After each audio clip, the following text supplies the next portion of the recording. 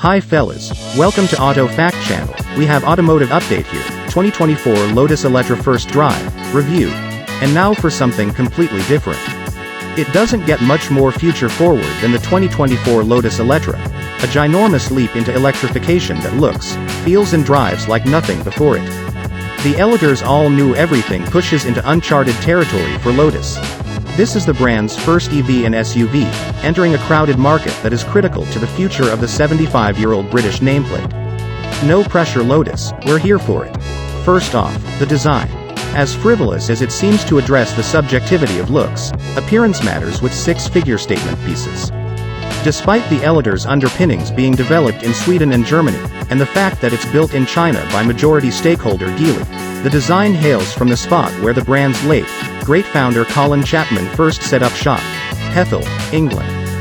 The design is triggering for many, from the split front grille and bifurcated headlamps to the height of the midsection and the sweep of the tail.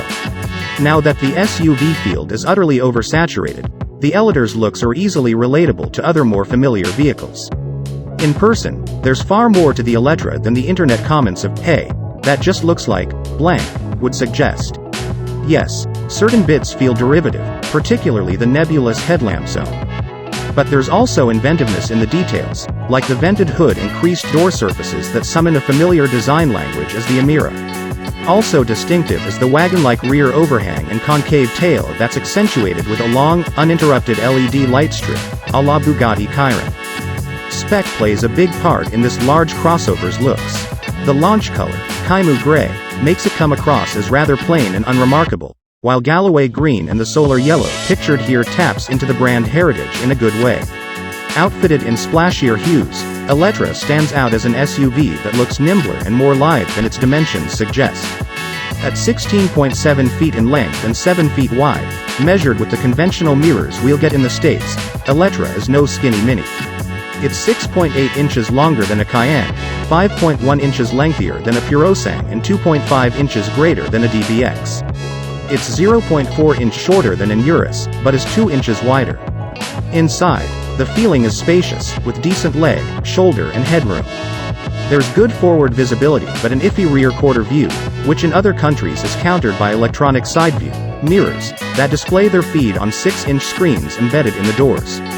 The system, which can fine-tune the view by tapping the driver's side screen and dragging the image, reduces aerodynamic drag by 1.5%, while looking oh so sleek in contrast to the bulky, dot-required optical mirrors.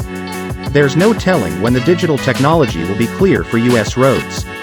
To reduce the amount of car displacing air, Eletre incorporates quite a bit of what aerodynamicists call porosity, meaning design elements that allow air to pass through, rather than over, the bodywork. Up front is a trick-active aero panel of 6 shuttered triangular panels on the lower grille, which open and close depending on cooling needs. There are pass-through front grilles, bonnet arches, wheel arches, even C and D pillar arches where air can visibly run through the vehicle and avoid resistance. As such, Eletre achieves impressive slipperiness considering its bulk, a drag coefficient of 0.26.